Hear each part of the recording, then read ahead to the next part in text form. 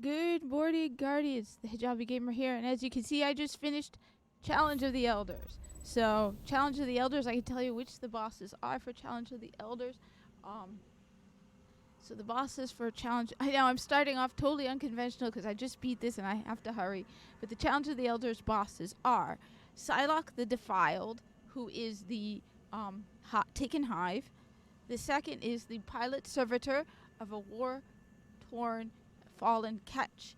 And the third is, as you can see, Vex, taken Vex, so that mine. I'll give you the modifiers in a moment, but precision kill bonus is one of them. I died twice because I was running out of time and I made really dumb mistakes against the Vex, which is supposed to be one of the easiest ones. So those were the two deaths. 25,000, I needed 35. If I hadn't been trying to cut corners, I could have gotten the 35 easily. So, first off, this week in Destiny 1, which I still think is better than Destiny 2, despite the massive argument I got with some guy on Twitter who is really persistent in his love for Destiny 2. Yeah. Anyway, which I'll admit I really prefer. I think there's more variety in Destiny 1. But, that aside, alright, so first off, we have combined arms for Crucible, which is basically weapons and vehicles. It's fun. I like combined arms, but I haven't done Crucible in a while. I need to test it out because somebody actually asked me on Twitter. I don't use Twitter often, but somebody did ask me, does Crucible work? And they were surprised to find out D1 is still running. They were like, Destiny, you can still play Destiny 1. I'm like, yeah. You still have the resets. The only things you really don't have are Iron Banner and Trials. But other than that, everything resets. Everything is here in Destiny 1. All of the campaign is in Destiny 1. Something that you don't have in Destiny 2. You can play basically every mission. Anyway, you get treasure, and the monetization is far less in Destiny 1. Like I said, I'm probably going to collect a bunch of Treasure of Ages boxes and open them all at once just to show people what you could get of them. So, first off, I'm going to act like these are new people just in case, but Treasure of Ages, you do one match of Crucible, you get a Treasure of Ages box, and you get 10 legendary marks. You do two, you don't get. It's just the first time. Important note, important reminder. Don't forget, you only are allowed a maximum of 200 legendary marks. Once you reach 200, even if you're supposed to get them, because I have 200 legendary marks, yeah, I'm a little late, so I'm a little off mind. If I were to do a combined arms match right now, I will not get the legendary marks because I'm at my max. I can get the Treasure of Ages box.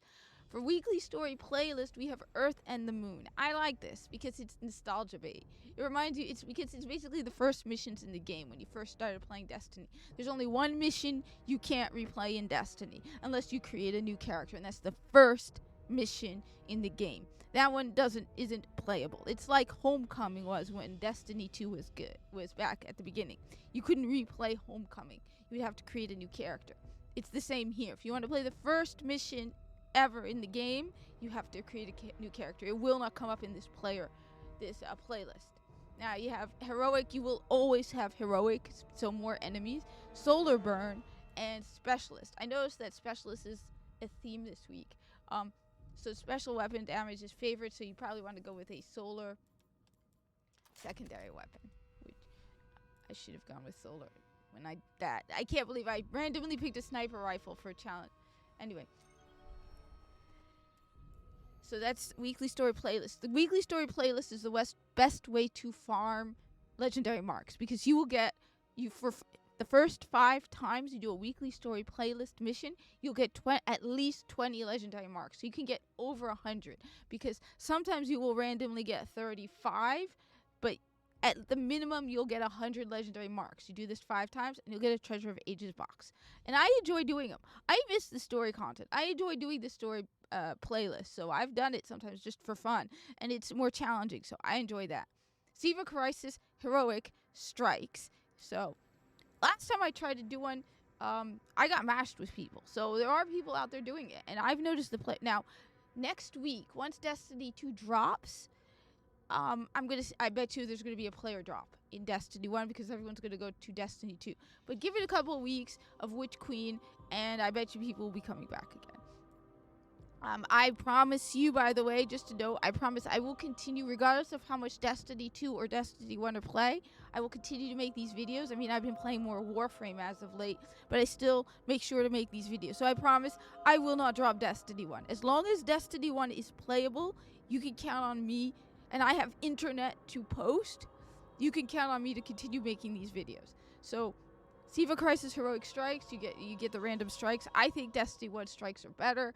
You get Heroic, of course, more enemies. You get my least favorite, Exposure. Guardian Shields are increased, but do not replenish. I usually go with, I don't have it with me, Red Death. Red Death will heal you. With every kill, you gain health, and it works on Exposure. So if you use Red Death when Exposure is in effect, your health will return. Airborne, players deal more damage while in the air. That's a cool one to have. And Catapult, grenade recharge rate is greatly increased. So, but just keep in mind, Exposure, Red Death is great to use against it. Even if you don't use it the entire time and you find your health low, you can go back to Red Death. It's great to have. That's the Siva Crisis Heroic. Then you have the Weekly Nightfall Strike. The Weekly Nightfall Strike is one of my least favorite. It is, but it's still, I think, better than the D1. It's the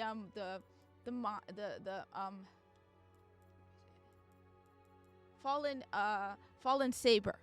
It's the one it's the one with the Warmind, where Ghost makes the comment about how we need to rescue Rasputin because there are not many ballet fans left. So apparently, Ghost likes ballet because he doesn't want to lose a fellow ballet fan. So I didn't think Ghost would be a ballet person, but hey.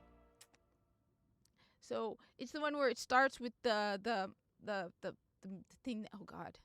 The Warsat that falls, and you have to protect it against fallen, and then you go underneath into the bunker, and you have a huge shank. And I remember that one because also Ghost comments that you think if I were, I live in your backpack. You think, Rasputin gets space guns. You think, if I had my own, if I was bigger, and he's like, I live in your backpack, which I never see my Guardian's backpack, but apparently our Guardians are wearing backpacks, and Ghost is hiding in your backpack. Fallen Saber is the Nightfall. Don't forget, I keep reminding people, in addition to the bounties for the Nightfall on the bounty board, you need to go to Commander Zavala and pick up 3 bounties he has, including the Sunset bounty, which if you finish the Nightfall in a half an hour, you have a chance to get that sniper rifle. So you need to go to Commander Zavala and pick up the 3 bounties he has as well. Those are weekly bounties, okay? So modifiers for the Nightfall are Epic, which is basically heroic on steroids, shielded and highly aggressive enemies. Then you have Solar Burn, which, seeing that small arms is also up, if you have something like the Abyss Defiant, that's great, because that means you get the double boost, you get the solar boost, and you get the primary weapon boost. This one would be awesome for the Nightfall. I think I have a second one that is also, so these are raid weapons that are exotic, that have burns, like elemental damage types, and they're in your primary slot. So if you have primary damage, it'll do extra damage. It's great. You know what I mean. I say I'm gonna, the more you try to rush, the more time it takes. That's what happened with me in Challenge of the Elders. I'm like, oh my God, I'm gonna be late. I gotta beat the boss. And then I immediately did a really dumb mistake and died. And the worst part is it was with a really easy boss too. Fresh troops, so you're gonna get more enemies, have been fortified with additional reinforcements, and finally Exposure, which sucks because now that means Red Death is also an option. So it's either you use the Abyss Defiant or Red Death, or you alternate between the two, because Red Death is great, again, especially if you're soloing it. And some of these checkpoints in Destiny 1 are harsh checkpoints. Nothing like Destiny 2. Some of the checkpoints in Destiny 2 are, but Destiny 1 has those hard checkpoints. And damn, my microphone's volume is ridiculously low. So most of what I just said was probably really low. I can't redo this. I have to get to work. So I'm sorry about the volume. It's probably really low. So that's the Vanguard Nightfall. Then we have Challenge of the Elders, which, as you can see, I did just do. I just realized that I didn't get the legendary marks. Add me. So you have, for Challenge of the Elders, you have Chaff, so no radar, which is a baby cakes modifier. I mean, this is one of the best. If you need a negative modifier, this is the best one to have because it's like nothing. Precision kill bonus, which is my cup of tea. I mean, I basically, if I had taken the time, I would have easily gotten 35,000. I was just in a rush. And special weapon damage is favored. So that's great to have as well, because damage does make a difference. It punches through those wizards. So as I said, the bosses for Challenge of the Elders are the Taken Hive, Psylocke the Defiled with his wizards. The fusion rifle I was using, the solar fusion rifle I was using, was burning through those wizards, which normally they're a pain in the butt to deal with. The second is the Pilot Servitor of the War-wrecked Fallen Ketch. So it's not Taken Fallen. Remember, the bombs that drop off of the Pilot Servitor can one-shot kill you. At least if you're a hunter. I'm gonna go with a Titan at least. Not gonna happen. But those things, even if you beat him, if you are too close to the Pilot Servitor, when he dies and he drops those bombs, I've had it happen. It was the worst thing ever. I beat the Pilot Servitor, but I was too close, and as he's dying, he dropped his bombs and blew me up. And I had to redo the whole thing. It was really frustrating. So, and then the third boss is the Vex, Taken Vex. Piece of cake. Just, those guys can sometimes overwhelm you. They can suddenly, like I said, I was in a rush, so I wasn't really paying attention. So all of a sudden, I get shot at from behind because I wasn't paying attention by Taken Vex. That's the frustrating thing with Taken bosses, is they don't come through the doors. They can just poof, spawn. Whereas the non-Taken have to come through the door, so you know where their spawn points are. They come in. They don't magically appear. That's nice, actually. It means that they're trying to be realistic. Those fallen are coming through the door, so you know where they're coming from. Whereas with the Taken, they just suddenly poof, and they can be silent. So, Challenge of the Elders, you get 35,000, you get a gun, you do it 3 times, you get 90,000, you get armor. Yeah. For me, don't forget, if you are a hunter, Knife Juggler is great because precision kills with your throwing knife immediately reset its cooldown, and you get the bonus points for the precision kill, plus you get points for a melee kill.